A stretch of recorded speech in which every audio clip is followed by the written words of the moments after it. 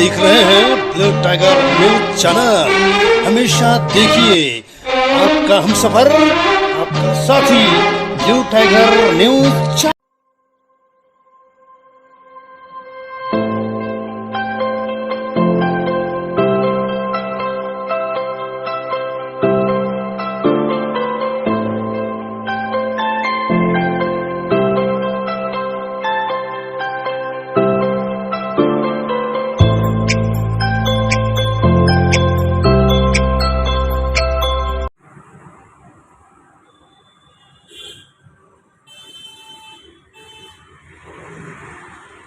दोस्तों, सप्रेम जय भीम। मैं हूं एडवोकेट सुधीर एच तायरे, संचालक तथा मुख्य संपादक blue tiger news channel, Amravati, Maharashtra.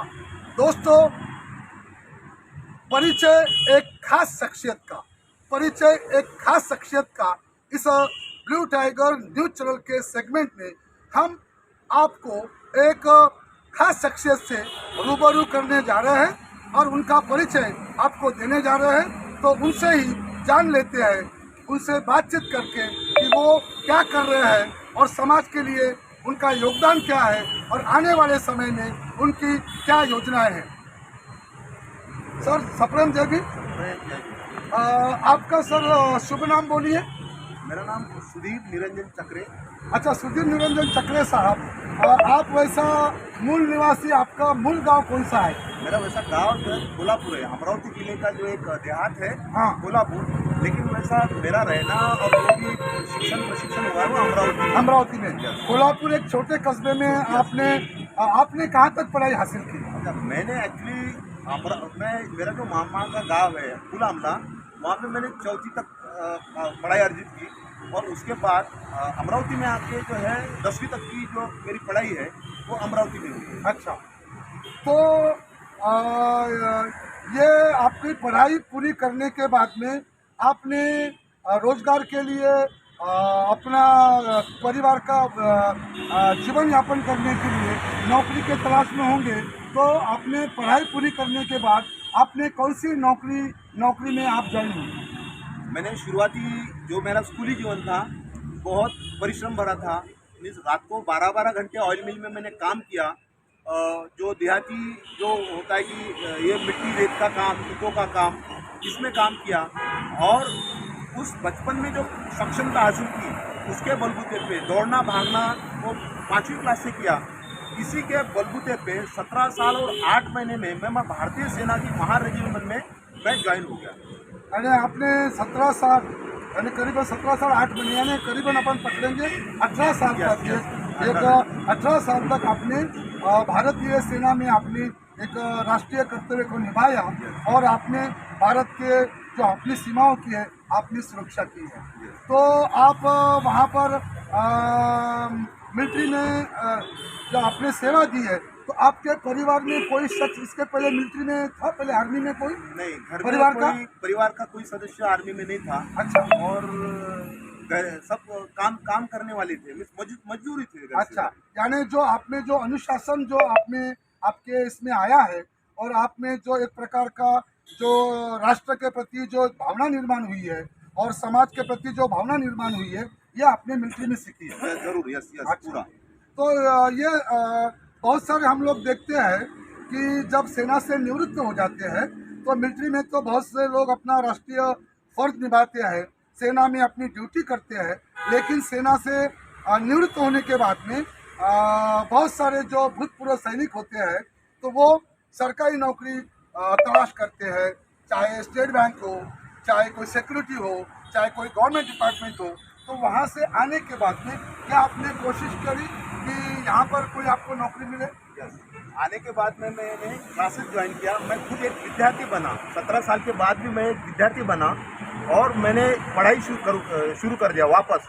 हाँ। और पढ़ाई शुरू करने के बाद मैंने बहुत अच्छा यानी MPSC की सेल टैक्स, फिर वही अपने चैरिटी कमिश्नर डिपार्टमेंट की एग्ज़ाम में अभिलेखापाल, RTO में क्लर्क और दुय्यम निरीक्षक जिसको लोग दारूबंदी कहते हैं महाराष्ट्र में, और उसके बाद सप्लाई इंस्पेक्टर, पुरवठा निरीक्षक, ऐसे एग्ज़ाम मैंने पास किया। अच्छा, तो पास करने के बाद में सब परीक्षा में आपने कामयाबी हासिल करी, तो उसके बाद में आपने कौन सी नौकरी आपने ज्वाइन की? हाँ, तो जैसा मैं एग्जाम पास हो गया तो मैं चैरिटी कमिश्नर, जो कि अमरावती की मुझे ऑर्डर आई और मेरा गांव अमरावती होने की वजह से मैंने अमरावती में जो ज्वाइन किया। और अच्छा, तो अमरावती में आप चैरिटी कमिश्नर में, आप वहाँ रिकॉर्ड डिपार्टमेंट में सरकारी नौकरी मिलने के बाद में, क्या अभी भी नौकरी में आप हैं वहाँ पर? नहीं, मैंने 3 साल वहाँ नौकरी किया। हाँ। और मेरे में जो एक देशभक्ति बोलो या समाज के प्रति जो एक उत्थान, समाज का उत्थान करने का जो जज्बा है, हाँ। वो हमेशा से रहा है। तो ऐसा लगता है कि यार हमने अपने गरीबी के दिन दूर किए हैं और आज भी समाज के पिछड़े वर्गों में बहुत सारे ऐसे विद्यार्थी हैं जिनको अपनी ज़रूरत है। अभी उनकी ज़रूरत को पूरा हम कर सकते हैं। अगर हम नौकरी पे लगे रहेंगे तो वो काम हम पूरा समय नहीं दे पाएंगे।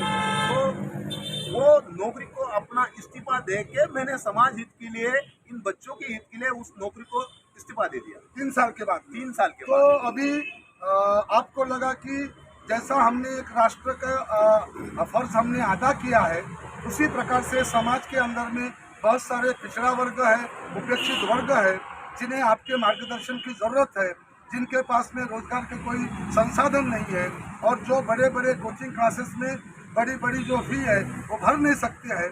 तो इसलिए क्या आपने किसी प्रकार की संस्था का निर्माण किया है, संस्था की स्थापना की आपने?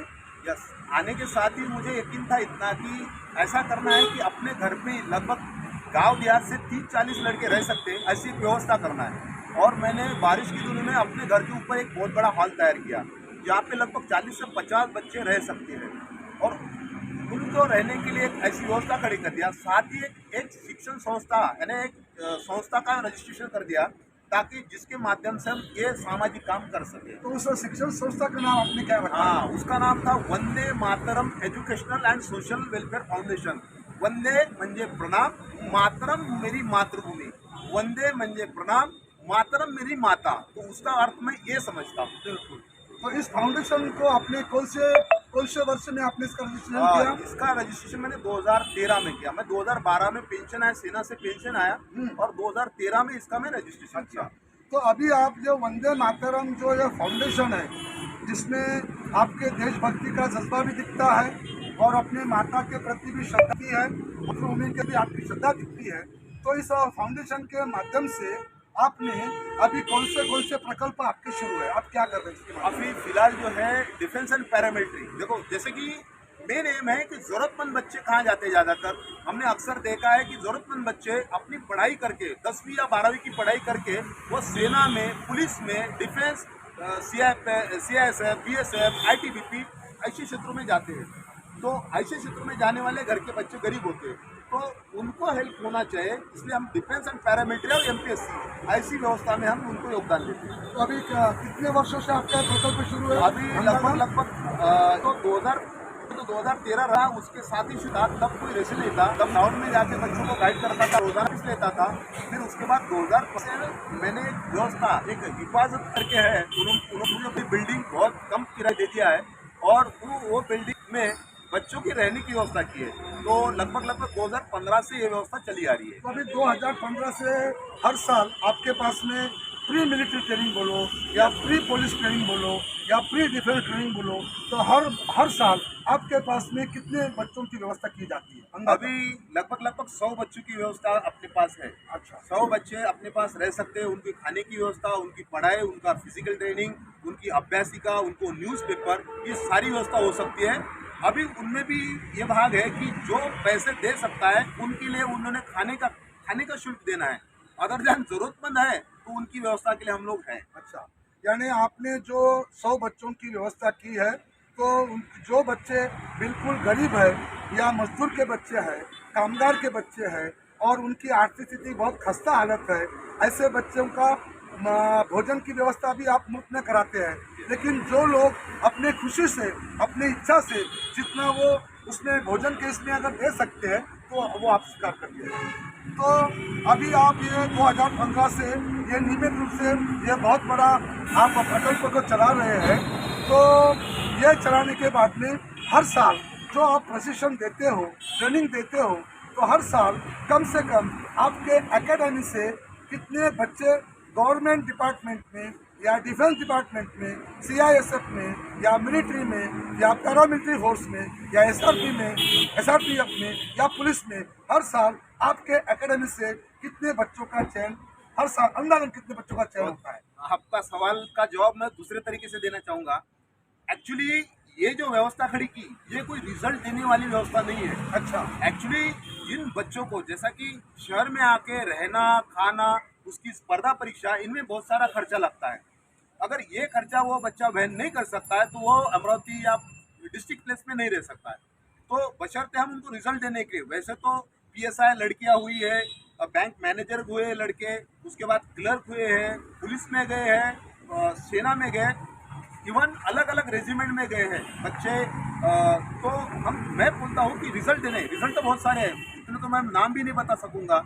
वैसे अगर कोई देखना चाहे तो क्रॉस चेकिंग कर सकता है, लेकिन हर साल ढेरों बच्चे, ऐसा बोलो कि अगर 50 बच्चे आते हैं तो उसमें 20-30 बच्चे तो आराम से लग जाते हैं। 50% तो आराम से लग जाते हैं। यानी अभी आपकी जो एकेडमी है प्योरली, यानी प्योरली डिफेंस बनाई गई है, लेकिन उसके साथ साथ में कुछ आपके जो स्टूडेंट्स हैं, छात्र हैं, वो बैंकिंग में भी उनको नौकरी मिल रही है, और कुछ अपने गवर्नमेंट जॉब में भी वो लोग जा रहे हैं।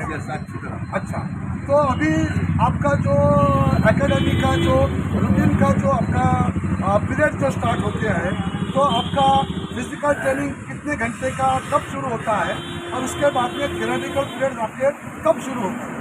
जैसा कि सुबह के समय में इनको लगभग 5 बजे इनका दिन शुरू होता है। अच्छा। तो 5 बजे दिन शुरू होने के बाद सुबह 8 बजे तक लगभग फिजिकल ट्रेनिंग करते हैं, या अलग अलग ग्राउंड पे, कभी मान लो पुलिस ग्राउंड हो, कभी जिला स्टेडियम हो, कभी अपना यूनिवर्सिटी का ग्राउंड हो, ऐसे ग्राउंड में अल्टरनेट चलता रहता। उसके बाद आने के बाद अपना हाथ पैर मुंह धोना, फिर नाश्ता करना, उसके बाद थोड़ा करना, फिर दोपहर में उनके क्लासेस, उनका रिवीजन, उनकी अभ्यासिका में उनका प्री क्लासेस, उनका सेल्फ स्टडी, ये सारी चलता है। और शाम को फिर इनका रोल कॉल, उनका चेकिंग करके शाम को भी उनका क्लास का रिवीजन होता है, और रात को 10 बजे के बाद लगभग स्टूडेंट सारे सोते हैं। अच्छा, तो यानी आपके जो स्टूडेंट हैं उनको सवेरे मिलिट्री के जैसा 5 बजे उनको उठना कंपल्सरी है।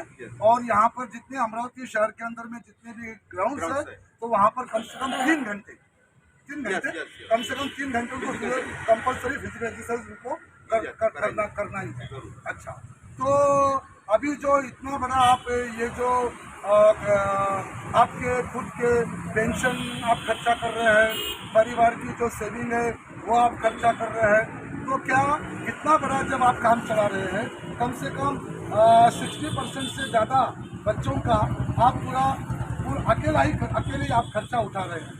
तो महाराष्ट्र के अंदर में बहुत सारी एनजीओ है, महाराष्ट्र के अंदर में बहुत सारे उद्योगपति हैं, महाराष्ट्र के अंदर में बहुत सारे अमीर लोग हैं, तो क्या समाज के भीतर में जो बड़े बड़े उद्योगपति हैं, बड़ी बड़ी एनजीओ है, क्या कुछ लोग आपके इसमें कुछ सहयोग कर रहे हैं? कुछ लोग शुरू में कोई सहयोग नहीं था, लेकिन मैंने जब लोगों तक ये बात पहुंचाई तो लोगों ने सहयोग देना शुरू कर दिया। अच्छा, लेकिन कभी कभी क्या होता है, समाज के अच्छे के लिए काम करते वक्त कुछ ऐसा लोगों के दिमाग में डाला जाता है कि लोग भाई ये ठीक नहीं, यहाँ लोग पैसे खाते हैं। एक्चुअली ऐसा कुछ नहीं होता है, लोगों की समझ जो है वो नहीं, उस तरह की उनकी बुद्धिमत्ता नहीं होती है, और करने वाले लोगों को काउंट पैदा हो जाती है। अच्छा, यानी आपका कहना, आपसे मैं बिल्कुल सहमत हूँ कि जब भी हम कोई गलत काम अगर करने जाएंगे तो उसका समर्थन करने वाले समाज से बहुत सारे लोग उसमें जुड़ जाते हैं। मान लो अगर कहीं पर जाकर अगर एक शराब पिलाने का अगर कार्यक्रम रखा जाए तो बड़े बड़े लोग उसमें डोनेशन देंगे और ये बहुत अच्छा काम कर रहा है। लेकिन जब भी कोई व्यक्ति समाज में उत्थान लाने की बात करता है, समाज को एजुकेटेड करने की बात करता है, समाज को रोजगार देने की बात करता है, तो उस उत्कर्ष को कुछ लोग विध्वंसक मानसिकता के लोग बर्दाश्त नहीं करते और बदनामी करने की कोशिश करते हैं और उस प्रकल्प में व्यत्यय और बाधा निर्माण करने की कोशिश करते हैं। तो यह आपका तो 2015 से कम 7 साल, उसके आगे हम अगर लेते हैं तो 9 साल, कम से कम लगातार 9 साल से आप ये बहुत ही बेहतरीन काम कर रहे हैं। तो अभी आने वाले समय में, भविष्य में आपके एकेडमी के मार्फत या वंदे मातरम फाउंडेशन के मार्फत आपके भविष्य में क्या संकल्प है और आपने क्या दिमाग में आपका क्या सपना है और आपका क्या प्रस्ताव है? आने वाले समय में सबसे पहला एकेडमिक, जैसा कि जिसको रोजगार उपलब्ध हो, बच्चों को रोजगार उपलब्ध हो, ये मेन मुद्दा है। और 1000 बच्चों को निःशुल्क शिक्षा दी जाए, व्यवस्था खड़ी करना है। साथ ही मातरम एजुकेशन सोशल फाउंडेशन के माध्यम से अभी वाले समय में मतलब 18 तारीख को एक माई कार माई ट्री नाम का वर्ल्ड लेवल का एक प्रोजेक्ट खड़ा कर रहे हैं, जिसके लिए अपने देश के रियल हीरो टाइगर, अपने कारगिल वॉर में जो टाइगर हिल जिन्होंने कब्जे में लिया, जिन्होंने अपने दुश्मनों के छक्के छुड़ाए, ऐसे परमवीर चक्र विजेता माननीय कैप्टन योगेंद्र यादव जी वो आ रहे हैं अपने अमरावती में, और उनके माध्यम से उस वेबसाइट का उद्योग ओपनिंग होगा। और उसके बाद उस पर पर्यावरण पे भी बहुत सारा काम करना है, क्योंकि हर कोई बाकी जाति धर्म मजहब समाज के लिए हर कोई काम करता है, लेकिन जिस पर ये धरती टिकी है, जिस पे वसुंधरा टिकी है, वो पर्यावरण बहुत ज़रूरी है। और लोगों ने पेड़ लगाने के और पेड़ों का संगोपन करना भी बहुत ज़रूरी है, ये मानसिकता भी डालना बहुत ज़रूरी है। तो ये जो आपका 18 तारीख को जो आप ये कार्यक्रम करने जा रहे हैं, जिसमें कैप्टन योगेंद्र यादव साहब आने जा रहे हैं, तो ये कार्यक्रम अमरावती में किस जगह होने जा रहा है? हाँ, ये जो है अमरावती में सांस्कृतिक भवन जो है, वहाँ पर ये प्रोग्राम 18 तारीख को शाम को 6:30 बजे होने वाला है। अच्छा, तो दोस्तों, आज हमारे भूतपूर्व सेना में जिन्होंने कितना 17 साल 8 महीने, यानी हम उसको 18 साल बोलेंगे, जिन्होंने हमारे भारतीय सीमाओं की हिफाजत की, अपने राष्ट्रीय फर्ज को अदा किया, जिन्होंने अपने राष्ट्रीय कर्तव्य को अदा किया। लेकिन हम भी सामाजिक क्षेत्र में काम करते हैं, हमारे भी बहुत सारे रिश्तेदार आर्मी में उन्होंने योगदान दिया है, और आर्मी में निवृत्त होने के बाद में हमने देखा है कि बहुत सारे लोग सोचते हैं कि हमने आर्मी में तो अपना फर्ज अदा किया है, यहाँ आने के बाद में किसी बैंक में सिक्योरिटी गार्ड लग जाते हैं, किसी शिक्षण संस्था में सिक्योरिटी गार्ड लग जाते हैं, या किसी सरकारी कार्यालय में नौकरी करते हैं, या तो 10-20 एकड़ खेती ले लेते हैं और खेती का एक आधा व्यवसाय शुरू करते हैं, या एक आधा बहुत बड़ा ढाबा शुरू करते हैं, या होटल शुरू करते हैं, और एक सिविल जिंदगी को अपने परिवार के लिए जीते हैं। आज सुधीर चक्रे साहब से हमारी मुलाकात हुई है।